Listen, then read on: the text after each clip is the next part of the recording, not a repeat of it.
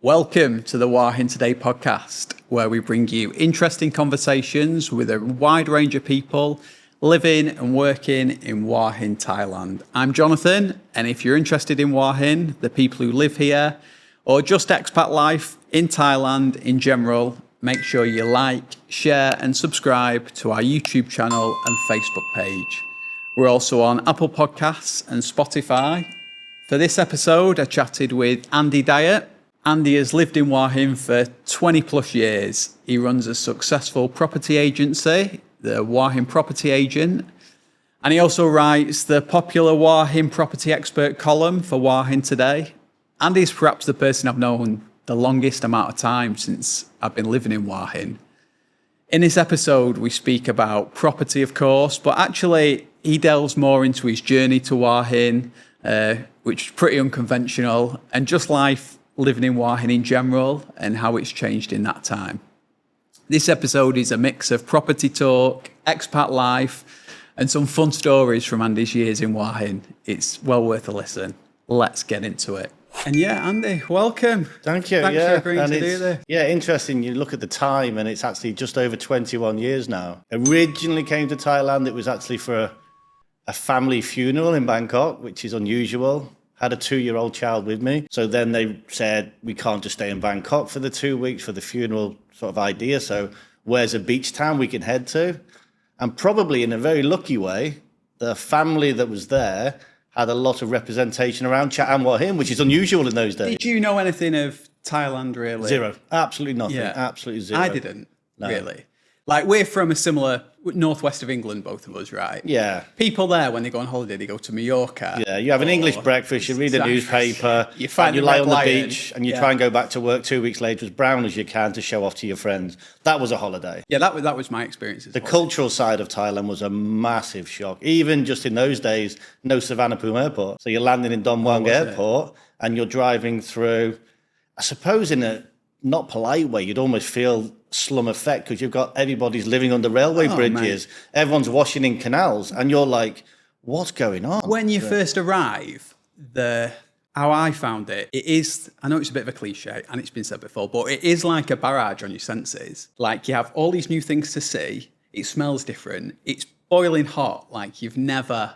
Yeah, it's such a different type of heat. I mean, I know everyone says that for years, oh, it's a different heat, but it really was when I first arrived. And like I say, you add to the fact you're going under expressways, so the heat's trapped a little bit. You've got canals which are flowing with all sorts of people eating and drinking, and you just get this smell that's almost undescribable when you first arrive, but it does eventually obviously become part of the lifestyle. Yeah, so you knew nothing of Thailand, really, so it was definitely not in your plan to... Well, no, zero in a way, but my mother-in-law at the time in England was Thai, but she'd been in England over 40 years. She hadn't even visited Thailand for 40 years. So despite her being a Thai national, we had no real connection to Thailand at all, apart from chilies on our Sunday roast. You know, that was about all we ever used to do. No way. Put spaghetti bolognese, chili powder. Have Sunday roast, chili powder. Right. That was about as Thai as we got. A bit of spice then. That's about as Thai as we were ever were in the UK. So yeah, that was unusual. So the funeral was the reason to come back, was a relative. The reason we found this area was purely because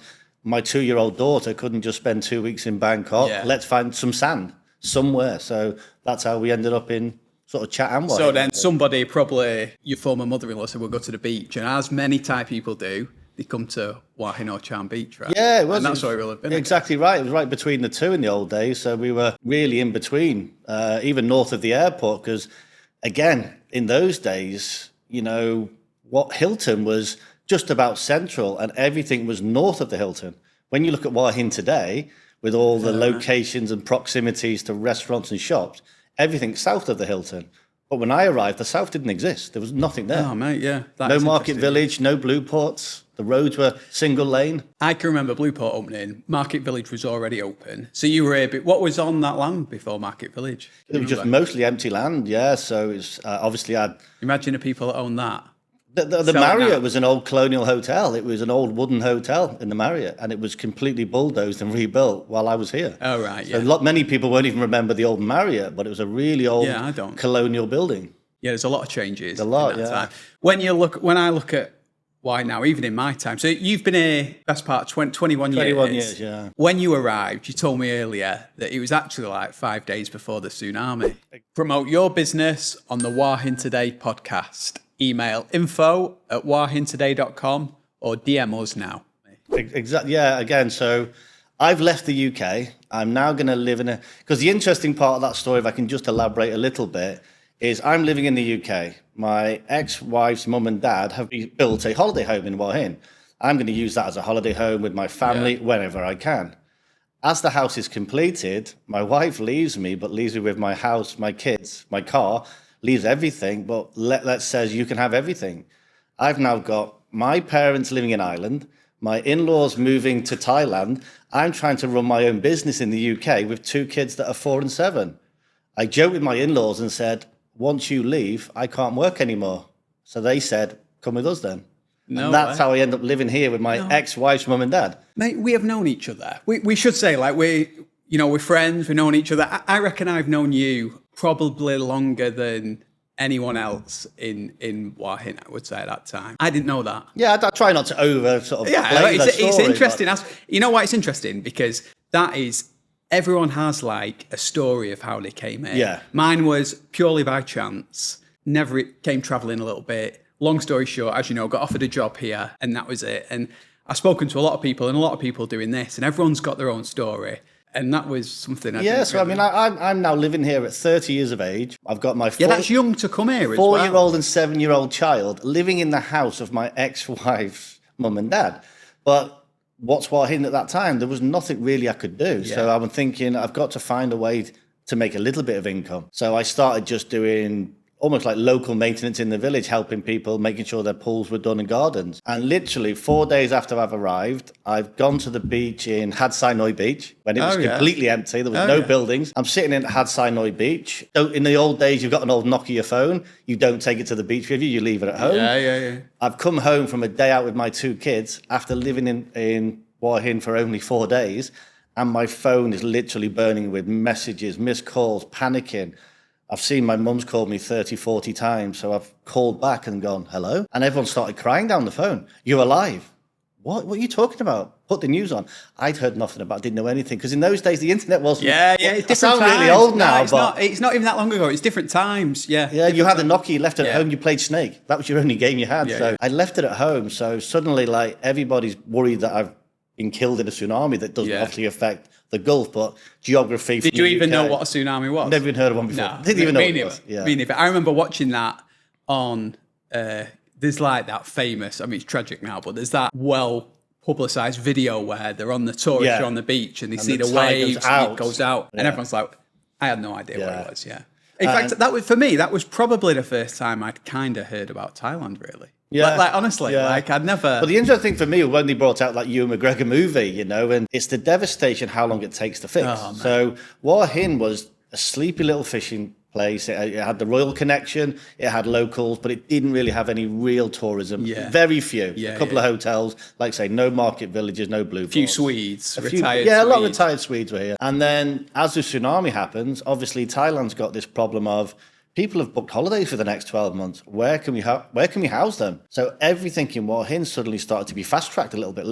It's got a coast, it's got a beach, it's better than nothing. Let's create Hua Hin as a new destination. And it almost happened overnight. Yeah, I know a Thai guy, who was, he owns a restaurant here, but at that time he was selling somtam, barbecue chicken. He told me a story once that, I think, didn't they stop like public transport at Hua Hin? They couldn't go further south, right? Yeah. So they were stopping buses and trains here. Yeah. And so it meant that people who were planning to go south ended up getting off here. And he tells a story. It was like his best ever week of takings, right? Because he had a place right near where the buses were stopping. But yeah, I don't think people could go any further south. So. No, it's true. Yeah. I mean, even Hua Hin didn't have where you've got the Holiday Inn and Van and Nava water parks now. I mean, all this is like sandy dirt track roads. There's maybe single lane traffic, but that's about it. It's developed a lot in the last 20 years. Yeah, I remember when did I come here? Like 2013, maybe 2013. But I can remember 112 just being a a dirt road. We posted a video about it recently, and loads of people are like, yeah, I remember that. Yeah. In those days, like you say, the treat day would be, because there was no shopping malls. If you wanted they did have a KFC in Petbury Big C. It's still there now, the Big C. Yeah. You'd have to get your car, and it would be a good hour and a half drive, because if you drive now from here to Bangkok, if you count all those flyovers that have been built, they were all traffic lights 20 years ago. So you stopped every 200 yards. It took so long, but your treat day was go to Big C, get some real milk, get some cornflakes, stop and have a quick KFC. It was like the treat of the month, because it took you so long to get there. You'd fill your car up and come back to Hua Hin. Imagine driving Hua Hin to Petbury just to pick up some cornflakes. Exactly, but it was treat day. It was exciting in those days. Yeah, I think we were talking about this in the office the other day, but bread, right? When I first came, you could buy bread, obviously. And I didn't move to Thailand, so I could buy bread, by the way. But now you are spoilt for choice for like everything. Really good bakeries and everything like that. Even cold cut meats and cheeses now. I mean, cheese was gold years ago. It's still not cheap, but it was a lot more expensive. Wine has come down a little bit, you know. And that's another thing with me. I mean, I always said in my life, I like to create chapters. And I always thought I would move house every 7 to 10 years to a new area. But the beauty of Hua Hin is it's changed so much in 21 years. I feel like I've moved twice. Now, I've bought and sold my own property probably 6 times already. I've moved houses. But the idea is the fact that Hua Hin's grown so much. And I was saying to someone the other day, Jonathan, it was like Hua Hin was all Hilton and North when I arrived. And when I was working out the various things I've got in my life now, I have nothing north of 112. No. Now, that would be seen as the land that time forgot when I arrived, but I've sold everything on the north of Hua Hin and bought everything now on the south. So it's amazing how this place really is transitioning. Well, I can tell you, when I first came here, I was renting in Small Prong. I was in Small Prong. Yeah, Small Prong. I bought a house, 112, near the Pineapple Valley Golf Course up there. I can remember having a conversation with my neighbour at the time who saw us moving out, and he's saying, "Oh, where are you going?" And he couldn't believe that we'd bought a house up there. He was like, why are you gone so far out of town? I was in Samor Prong, and again, that makes the story even harder that my ex-mother and father-in-law are Arsenal fans, and I'm a Spurs fan, and the house was called Highbury House. That's how hard it was to live in it, but I had to live somewhere. And then when I eventually moved out from living with my ex-in-laws to having my own place, I went as far as 156, which is almost Prambury. Right. And the whole world was past Kowtow. It's pretty much Kowtow, right on the border of Prambury, and everyone was, "What are you doing?" Yeah, but that's a popular area now. Now look at it now, So interesting how the dynamics do change. Yeah, mad. When you think of it like that, it happens quickly as well. When they opened Market Village, were they saying, "Oh, big shopping malls come in"? Like, what was like the chit chat? I got into this business, which again, if you've got time for another very quick story, I've made friends with a guy that lives in Sam Royal. He's got a 13-bedroom house on the beach that suddenly he's sold to a British couple. They're leaving on the Monday. I'm not working at this point. I'm just his friend. So I'm visiting him at the weekend in this 13-bedroom beachfront house. And he thinks he's sold the house and they're paying the deposit.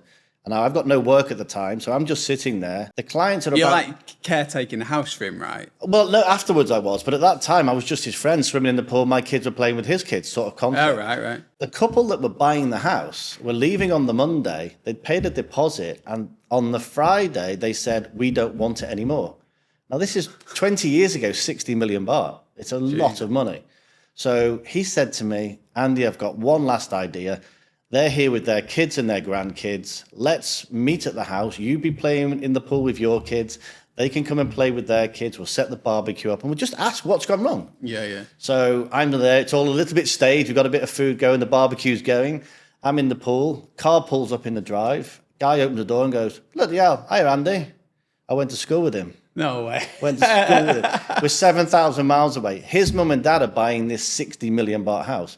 The reason they couldn't live in it, they couldn't get back for 12 months and was scared to leave such a beautiful house on its own. Oh, right. So the guy selling it kicks me under the table and said, "I've got an idea. If we pay Andy all his fees, all his school fees, all his food, he'll stay for a year for you and then you can have it."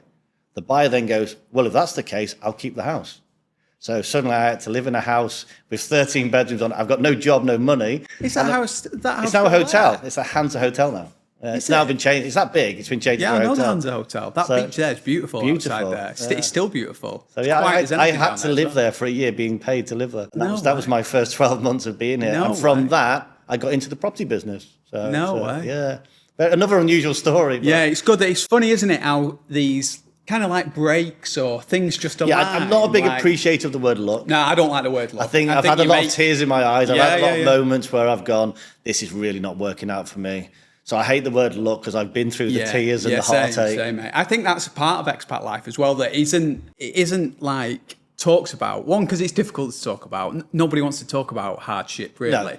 But what it gets mixed up as is people complaining about stuff. I think that's the direction it goes in. But expat life, you told some good stories there, but it ain't always rosy.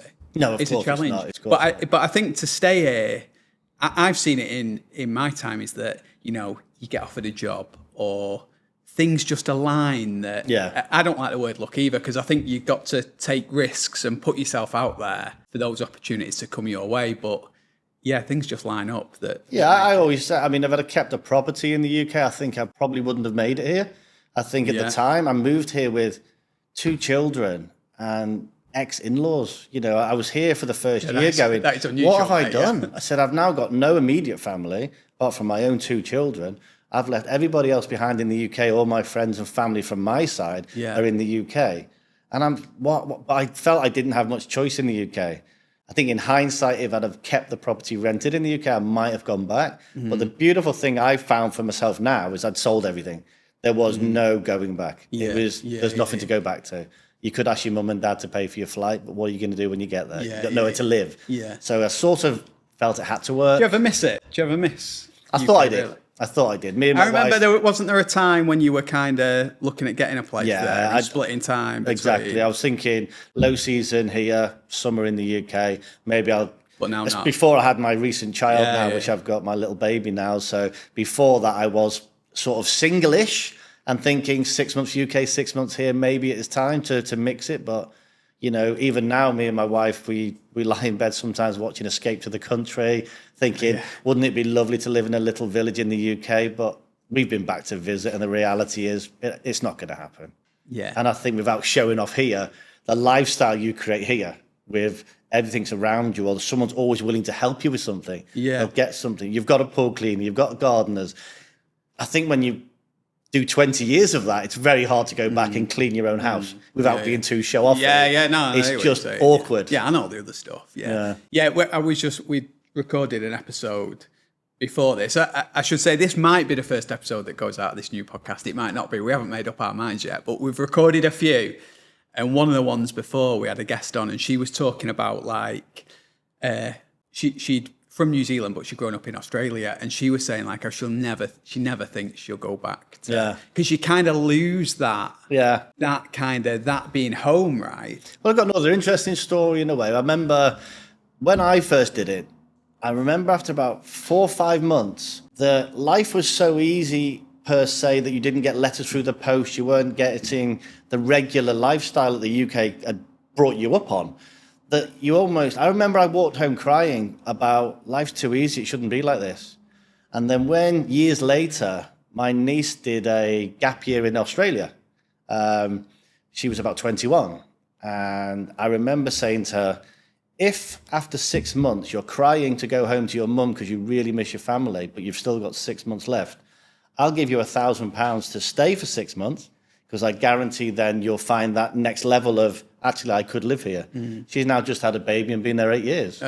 But after 6 months, she wanted to go home. It's like a change of the norm. Mm. In the UK, we do what our dads did before us. We did what our families did. Over here, it's totally different. It's a different life. Yeah, I think for me, it was, before I knew it, I'd been here 5 years. And then before you know it, you've been here 10 years. And it's kind of scary in a way that you don't know where that time's gone, well, really. But, I think someone said to me this week, they said, Andy, you finally fit into Hua Hin. When you arrived as What does that mean? You're getting older? Getting older. Basically what he said, he went, when you were here as a 30-year-old, you didn't fit in because everyone was in their 50s. He said, now you look like more of a local expat. I went, I guess what you're saying is I look older now. Yeah, maybe we talk about that, though. So when you came here, it was all retirees, expat retirees, really? In those days, the expats Few hotel workers that were younger, maybe? No, not many, hardly any. Almost zero expats working in any businesses at all. So it was your retired, especially like we call it mini Sweden, mini Norway in those days.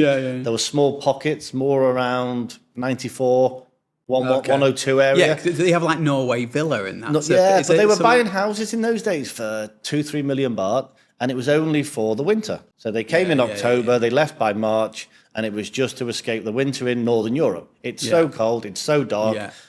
So they didn't have elaborate houses. They had 2-3 very small bedrooms, a communal pool. They're proper like holiday homes. Holiday homes. And they locked them up. They didn't clean them. Didn't look at. When they came back, they were having to fix stuff that was all broken because you didn't have the management options in those days. But they literally were an escape for the winter. So then from March until October, I was almost the only person in Hua Hin for a while. It was empty. And now, what do you see now in terms of people? We should touch on, so, people know you're selling property, and how has your customers then changed? So back in those days, customers were retirees. Real retirees. I mean, they were... From Scandinavia. A lot of British as well, because remember the pound was 70 odd on the baht back in those days. So, my first house, I paid 74 against the baht. Mate. It was pocket money, it was so easy. So in those days, currencies were a lot stronger. So, but people were... What is it today, by the way? I don't even check it. I don't check for it. So. Yeah, I remember it being like 55, I think, when I first come in. I think July next year, it's never been above 50 for 10 years. But I was 74 when I bought. Jesus. So it's been a long time around the 50. So back then, it was lots of Brits. A lot of Brits were buying, Scandinavians. And in those days, a lot more cash was in the world, so people were utilised. It wasn't saying it's dirty money, but businesses in the UK, you could get paid cash for a conservatory or a building job. So people were buying out here with cash. In those days, you flew with an aeroplane full of cash. What is like your customers like today? Still retirees. I think the good thing for today, what's changed a lot, is there's a new dynamic of pre-retirement. It's active living, should we call it? But since the tsunami has taught people that don't sit in an office till you're 65. At 50 to 55. COVID helped a lot. That kind of stuff. So your 50, 55-year-old now wants to say, I want a 10 or 15-year active retirement. So I can golf, I can swim, I can go fishing, I can kite surf, I can play paddle, pickle. I can do all these sports. And then if after 15 years I'm now hitting my 70s and I can be that real granddad, I might move back home at 70 and be the rocking chair granddad. But at the moment, they want this active time. They want to play golf 3-4 times a week. They want to go running and walking. So there's a new era of, we don't have to work as hard as we thought. We can retire a little bit younger. So I think it's really changing a lot since COVID. Or they can do stuff like they can be a bit more remote. So they might be part-time. Or they might have a business. Remote. I know a guy who does exactly that. There's a lot of guys used to work in trading as well. So the time differences here between UK and US, it gave you great ideas to do something in the early morning, something in the late afternoon. And the middle of the day was immaterial to your business. So you could go and do active things. You can play golf all day because your business was done 6 in the morning till 9. And then it didn't start from 5 o'clock till 8 o'clock. So it became a nice little area to go, actually, it's a nice place to live. I see now, and I have a lot more dealings with. When I moved here, it was similar to you. I was like the young one, and everyone else was probably 10 years older. It's a lot young one, aren't you? That's it. Not anymore. Not anymore. I see now a lot more. I see a lot more younger people. It isn't Ibiza, right? It never will be. No, but there are a lot more younger people here. There are a lot more expat families here. Where it used to be typically Western male and a Thai partner. Now there's a lot more Western couples, families that have moved here. Have you seen that with? And I think also here, one thing I've picked up on recently is Thailand always has, again, when we talk about when we first arrived, we were so shocked at the different lifestyle of the Thai culture with everything that was all partying and tourism, and it was quite amazing. People come to Hua Hin going, I can live very normal. I can push a shopping trolley around the supermarket. We can go and meet our friends for dinner. We can live a warm life. It's almost like a really expat life. It's Hua Hin's a city to live in. It's a living city, It's not a tourist city. Not really. Tourists come here going, I don't get the hype. What's it all about? It's not about tourism. It's about living a normal life. Well, some of them do get it, but I had this conversation with someone. I was at an event and these tourists were there at a hotel, and they come up to me, and I was taking photos for work, and they're like, what are you up to? And I told them, and they're like, oh, can you help us out? We've been here for a week, but we don't get it. Like, we've read loads, but we don't get it. And I think it is, well, I think you either get it or you don't, maybe. But I think for living, I think the ones that struggle a little bit still, and again, not being disrespectful to them, if you're coming here to be entertained, you're not going to like it. If you're coming here to have a nice time and meet people, you have a great time. But I think if you're going, where's somebody making me laugh or making me enjoy my holiday, Hua Hin's not the place. Yeah, right. I think here you've just got to interact with people and just be happy. Yeah. So the people that are craving, I want to be entertained, go somewhere else, to be honest, without being rude. It's not right. It's not right. Yeah, when you think that's what like Phuket and Pattaya are geared for. That's what it gives them, And Bangkok does as well. Bangkok's a great city. Yeah, I think so. I mean, I said to some, the social media life, and I say how much I love Bangkok for a couple of days. Straight away, you get all the critics going, oh, this, that, and the other pervert. And I'm like, I've got a 6-year-old child. We go to Harbourland, we go to Icon Siam. We love Bangkok. We were just saying in the podcast we just recorded that, we're recording this at the time when there's just been this BBC documentary where it's been embarrassing. Embarrassing. But any news you hear, like, for example, about Pattaya, if it's the Western media, it's always Pattaya is this. It's like sleazy destination. But the flip side of that is I've been to Pattaya as a parent, taking my daughter, and it's a brilliant place for kids. There's so much entertainment, and you never see any of that side. It's easy to avoid. People never realise. I mean, again, going back to when I first arrived, I've got a 2-year-old in a pushchair. Until I moved here, like pretty much 5 years later, and I'd probably been 10 times, I hadn't seen a bar yet. I'd been staying in hotels and going to beaches with a 2-year-old. When I eventually lived here, my father-in-law said, do you want to go for a drink? And I said, where'd you go? He went, I'll show you a couple of places. And we went out for a drink, and I'm like, this is amazing. He said, but for 7 years, I didn't see any of that at all. Yeah, we were like that. I had friends over from the UK in last April. We went down to meet them in Phuket, and they brought the kids and families, like 3 families going out. And you never see like that side of... Because you're not going to take your kids to that. And the nice thing about Hidden, there are bars, of course, but you don't, unless you know where they are, you don't actually walk past them all the time. You have to sort of almost be asked where they are. Where do you have to go? So it's nice in that way. The demographic of Hua Hin is good. It's good. Yeah, I think sure. It's the airport, exciting. Interesting. Obviously, with the train station, why would they put a train station that size? Hua Hin's got a lot of growth to go. But it's too big. Whenever we post about a train station, anything, I think it looks good. Beautiful. It's stunning. And before people say, you would say that. I think it looks good. But we always get loads of comments from people saying, oh, it's too big. Why have they built it so big? But I guess for once, it's been like future-proof. It's stunning, though. It's beautiful. Looks good. Yeah. You just need to buy some more trains now and get rid of it. A train on it would be good. I mean, it looks pretty, but trains running would be good. It'll come, I think. Yeah, I think it does. It'll come. And Hua Hin is always a bit slower to grow because it had the royal connection. So if something had to happen somewhere else in Thailand, it takes a third of the time. In Hua Hin, there was always the extra bit of paperwork that had to be signed off. I guess so. So everything's always... Market Village, it's happening... was about 3 years later. It should have happened, but it took an extra 2 years. Was it? Yeah. Because there's so much more. And I get that. I've been here 20 odd years. I respect the fact it's their country. They'll do it when they want to do it, but hopefully the airport... I think, when I started this job, I envisaged myself being like, very soon after starting, being able to report on the opening of the new airport, right? And I'm here like almost 4 years later. Still sitting there. And it's still not. Actually, there's less flights now than at that time because then they're the KL flights. We look at the roadworks now and you think maybe. But now, I think that's the most encouraging sign. They've started the road. But how much do we want to wish for more people? There's a balance. Hua Hin's busy in high season. Thing I feel sorry for is the businesses that have to buy stock. At least I'm the most fortunate man that I'm selling something that I don't have to buy. These people that work in shops and restaurants, when you've got high season, you haven't got enough staff, the service is awful. And then in low season, the food's not great because you haven't served for a week. I'm going to get on here. He's agreed to it. I won't say it yet, but a mate of ours who runs a good pub here, I'll get him on and I'll get a couple of restaurateurs on as well.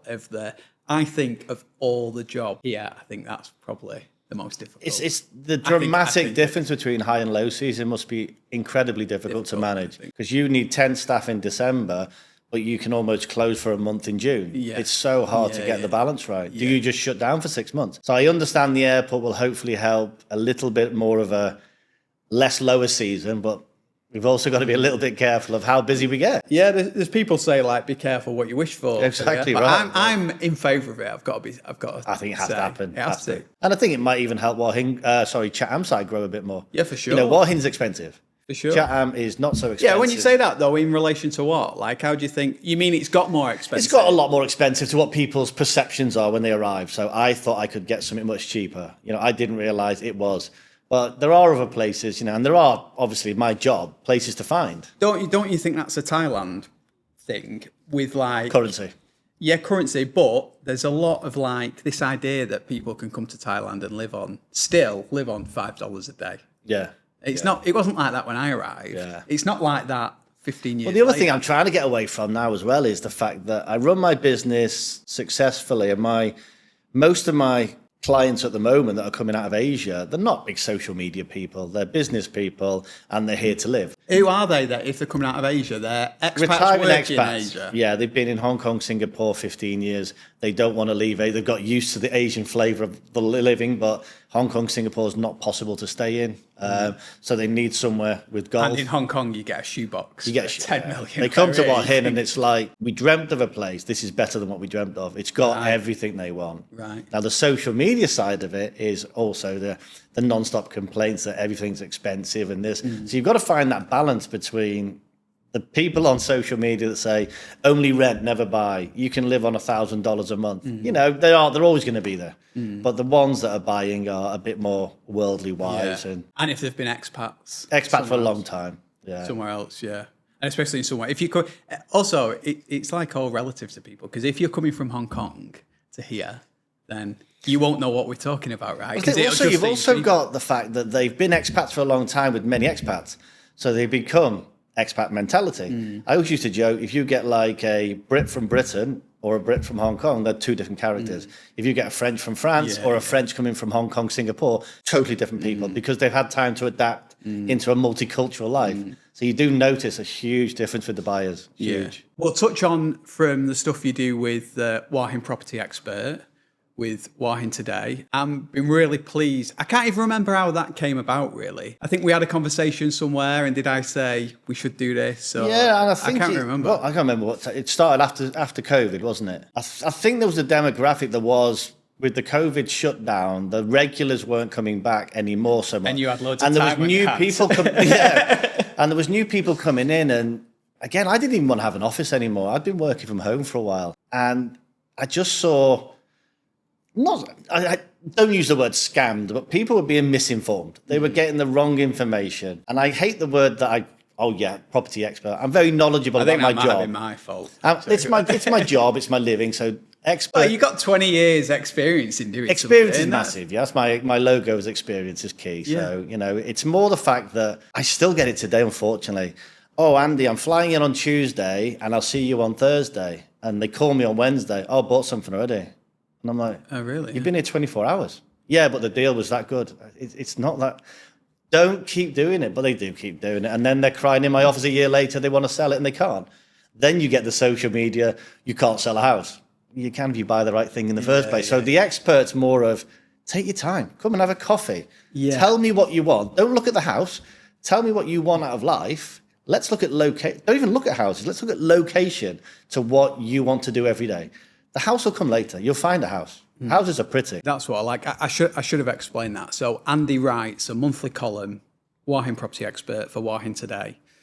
And in the column, I think why it's got popular is because there's no hard sell in that. You're giving pure advice and experience. In fact, there was even a one you wrote a few months ago, I think, where you were actually telling people actually buying property in Thailand might not be for you. Exactly. Right? Yeah, we'll tell people that it's not for you. Don't buy. It's not like, oh, you need to buy this house, this house, this house. It's I have people in my office having a coffee, and at the end of the conversation, I said, don't do it, you're not ready.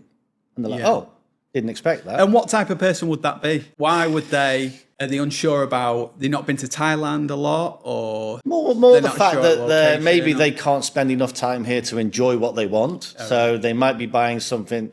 that's expensive, that needs a lot of looking after maybe. And if they're not thinking to rent it out, the demographics might just not work yet. So take a little bit more time. Or, they might say, well, I can buy that now, but in 2 years' time when I've got some extra capital, maybe I could do something different. And I'll say, well, to be honest, wait the 2 years. It won't change that much in 2 years.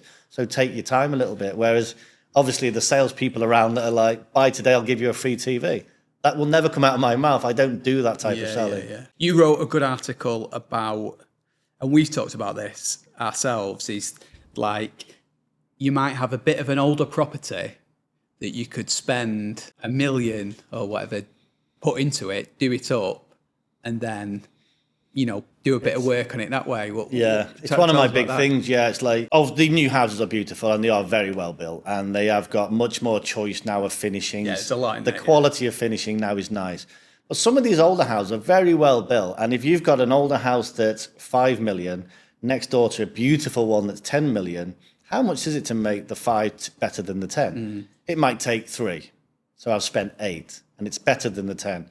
Oh, but it takes so long, and you just get a contract in. There are better people now to do the renovation work. So I think it's something that people shouldn't ignore. I think there's definitely a good market. There are a lot of options like that for. There do you is. come across stuff like that? Yeah. The careful thing, obviously, and that's where I'm fortunate. I've been here longer than most of the houses. I know what's under the skin. Right, so some of them you think, don't bother renovating it. There's problems with the foundation, or they were never built well in the first place. Okay. But some of the ones that have been well built, you think, you know what, it wouldn't take a lot of work.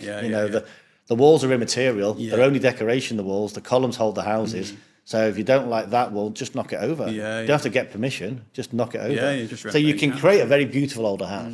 What were you saying there as well about older condos? Condos is the big one at the moment. Because if that airport does open, and if people do start coming here more, it's going to be a lot more frequent trips than full-time residents as well. So I think some of the older condos now that are 100 plus square meters. Yeah, they're big, aren't they? They don't make condos like that now. You can buy them for 5-6 million baht. You look at an 80 square meter in some of these new buildings, and they want 18-20 million baht. You can buy it for 5 or 6. You buy it 3 times less and just spend $1 million. It's hard to spend $1 million on a condo. Right. So older condos for me, and I say that to my wife even now, even though I love renovating houses, we've got to start thinking about picking up some old condos. You would do, yeah. Definitely at the moment. And for 20 years I've preached, don't do it. Here, mate. You got me 20 years I've said, don't do it. Now I'm going, we'll regret not doing it. I'm already at that level going, we'll regret it. So if someone's watching this and they're thinking, we've done a bit of research about Hua Hin, thinking about buying houses, your thing typically is just come and see you for a chat, right? Yeah. I've had 3 or 4 this week. Andy, I read it in the newspaper. You're going to give me a free coffee and tell me about how it works. Yeah, no problem. Is that true? Yeah, no, just come. And they come in, they might not be ready for 2 or 3 years. And the unfortunate one I got, Jonathan, was the guy said to me, have you ever researched your own name on the internet? And I said, no. And after he left, I did. And someone's put a comment on there. Best thing you can do in Hua Hin, go and get your free coffee off Andy, take all his advice, and then go behind his back. And I'm like, really? Are you willing to put that on print? Well, they put it on there. But I give the advice. I'm not saying every house is great. Some houses are bad, some houses are good. What I tried to do is babysit them the whole process. The buying, the renovation, the transferring, banking, visas. It's all part of the one stop. It's I tried to even like where to go and play golf and stuff, right? I remember you saying you'd been showing them around golf courses. Oh, dude, stuff. Yeah. And the guy last month was like, Andy, I've driven for 2 or 3 hours around Hua Hin trying to find something specific for my coffee, and I can't get it anywhere. I sent him a link to a place on Palatu Road. Hour later, he went, you've just changed my life. It's the best shop I've ever seen ever. And it's like, how does no one else know? But Andy does, because I've been here long enough, and all I do is drive around. The other day I did 200 kilometers in one day without going more than 10 kilometers from my office. Just driving people around. So, I've got the knowledge, and I do like to see, I sell a property to someone that I would buy myself. So I don't like just selling anything. I like to say, if I had 10 million now, I'd buy that one. If I had 5 million, I'd love to buy that one. So I try to help people go in why they're good, for what reasons, So I guess you've also got to think, like, it's a small town still. The expat community is small as well. Like, I always think you're not going to get very far if Not with a massive glass-fronted building on the main road. Yeah, right. If I do a bad job, those windows are not very strong. Yeah, And I've got my 6-year-old at school, and I play golf, and I go out for dinners. I don't want to be looking over my shoulder. Yeah. So I actually said in the office, we could probably sell more if we spoke less. Just let people buy what they liked. But we don't. We keep saying to people, just be careful on that one. Remember what you said about you want to go to that beach. Well, that's going to be a 45-minute drive from, oh, yeah. So maybe we do talk too much about trying to help people find what they want. Do you see like more, I'm thinking about the different areas of Hua Hin now. I know we touched on it when we started, but what areas are popular with people now? I'm seeing a lot of development in Hinlek Phai. I guess there's good reason for that. Again, it's everyone's a little bit different. Like say, for me personally, everything I've got is south of 112. Yeah. People say there's nothing there, and I suppose in an English term, I feel like a snooker player where you don't look at the next shot, you look 5 shots ahead, and I see the growth. But you get people now in Hinlek Phai. I remember you telling me when it must have been 10 years ago. I remember you telling me that Hua Hin will move like diagonally south. And it's happening. And that's exactly what it is, yeah. So that's it. I mean, Hinlek Phai is still very popular. There's certain places that have really made it grow well. Some fantastic restaurants now between Hua Hin and Black Mountain. Yeah. It's not for me. My business partner lives near Black Mountain. Yeah. She's got kids at the international school. Yeah, right. She's now building a luxury home there. I say I need a visa to go that far. For me, it's the wrong side of town. Yeah, I wouldn't. Everyone's a bit different. Well, we are in Hinlek Phai recording today. But I wouldn't live in Hinlek Phai for the same reason as you, I think. The only thing I would is if my daughter went to the international school. Yeah, exactly. I think if you're putting a kid in the international school, I think Hinlek Phai is it's a no-brainer to and it is changing well, some of the good restaurants we've got now. Yeah, Daddy Deli's in Hinlek Phai. It's like one of the best. Let's call them not cheap if you read the menu, but you would never complain about the bill. No. Because when you've eaten the food, you go, I don't care what the bill was. It was that good quality. Good quality is coming. Good service is coming. So there's a lot more to do now. Yeah. And that's a good thing in many businesses, I feel. It's when Prime Steak took over in town, it was a little old Thai restaurant struggling for business. He said, how much do you want to rent the building to me for? And they were struggling. They gave him that. He then ripped it out and spent an absolute fortune on that place and massively overstaffed it. But the quality and the service was second to none at the time, before Daddy Deli. Yeah. And he had queues of people. I even had a shop next door where I did a deal with him that is, you got people waiting for a table. I've got a little restaurant, a little bar. They can come and have a free drink in here that you pay for while they wait for their table. Because he was that busy because of the service. And he was making a lot, but service was good. I think that's generally in life. Same with the houses. Build good and they'll buy. Yeah. Try to build cheap and say, well, what do you expect for cheap? People don't want that. No. People want quality. So that's when we first met. Was you used to have the office down what year is that? Hilton. When did I start? 15, maybe 16. No, earlier than that. Was it earlier? Wow. Maybe 14. So you had the old office near the Hilton at first with the telephone box outside that one as well. A long time, yeah. Down near the Hilton, they've just put the Hard Rock, or they're going to Hard Rock Cafe. Yeah. Bit of an unexpected one, but... And it's not, I mean, I even, like I said, I had a visitor recently and we did the old markets, and it's like, you forget how beautiful they are. As a tourist, you're thinking, this must be a great experience. Whenever I have friends or family visiting, we go straight to Tamarind and Cicada. And even the old market, the old one through town, it's fantastic. Bit of live music, seafood on tap, it's amazing. So we do forget sometimes that we live here. Yeah, we take it for granted. Our normal life, taking the kids to school in the morning. For sure. And I think as we work here, we get into the work life, right? So we do the school run, we're all day at the office, and we do forget. I definitely do anyway. No, I think we all do. I think we people that come here are like, oh my gosh, this is amazing. And we're like, is it? But you forget because you've seen it every day. It's like 20 years seeing it. Yeah. But then sometimes if you just step back, and even when me and my wife and daughter, we travel other parts of Thailand, we love Bangkok 2 or 3 days. Can't wait to go home. We went to Chiang Mai 2-3 days. Yeah. Couldn't wait to get home. We're going to Phuket next week. By the time we're well and come home. So we love the fact that Hua Hin's got that go home. The lifestyle. It feels like home, It feels like a home. When you go around, travelling around Prachuap from Hua Hin, where'd you go? Do you have a spot like any of the beaches down south? Or I love Wing 5, down in the Albanau area. I've not been for a long time. I used to love Bankrood. just to be nobody. Just go there and be a nobody and just cycle the bikes up and down, having a beer on the beach was being just a tourist. I used to love Bank Road, but I've not been for a while. I've bought bits of land in Guibari because we look at the transition of Hua Hin's pricing and we think 45 minutes away and it's like 100 times cheaper. We're like, surely, because I've got a 6-year-old, I think my dynamics of investment have changed to it doesn't have to be quick money. I need something for her later. So we've looked at bits of land in Guibari and it's so pretty down there. It's such a lovely area. You imagine if you had land on like 112, 94. Oh, don't. I did it when I first arrived.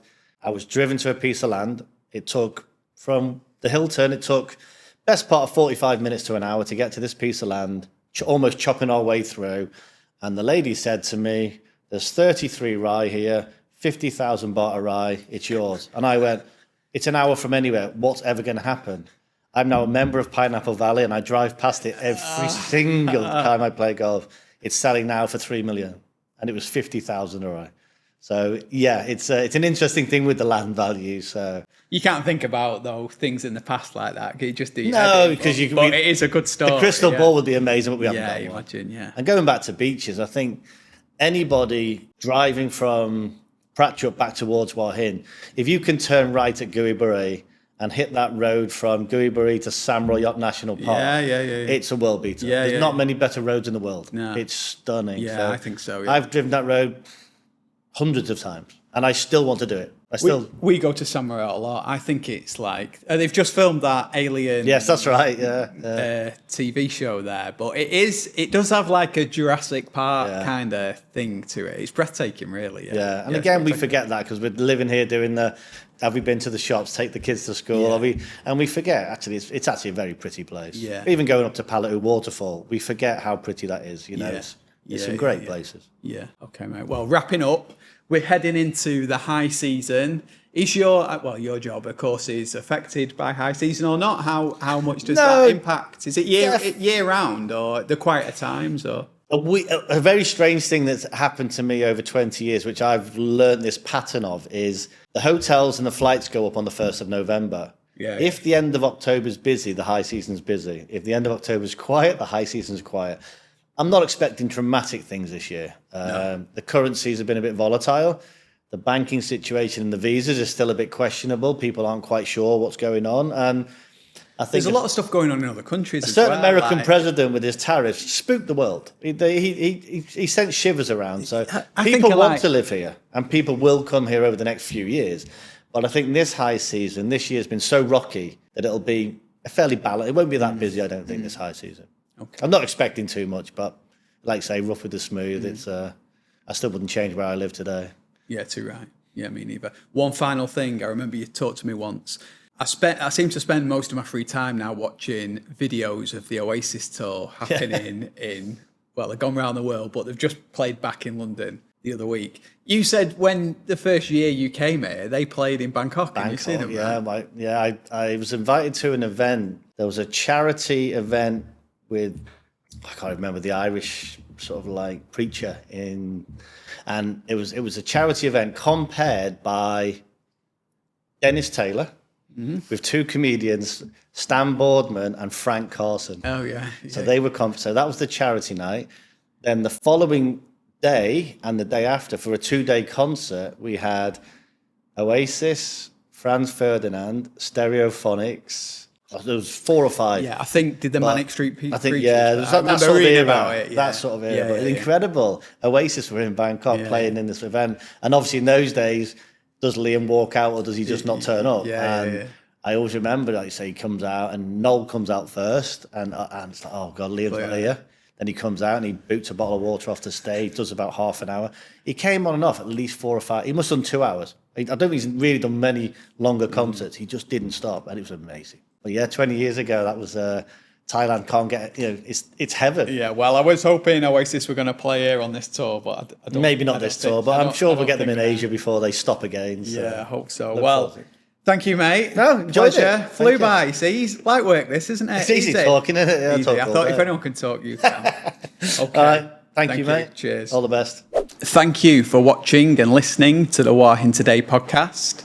Don't forget to like, share and subscribe. We're at Hua Hin Today videos on YouTube and Hua Hin Today News on Facebook. We're also on Apple Podcasts and Spotify. Also subscribe to our email newsletter at huahintoday.com/subscribe. There you'll get the latest news, info and events in Hua Hin. And if you've got a guest suggestion or a topic you'd like us to cover, drop us a message or a comment. We'd like to hear from you. See you in the next one.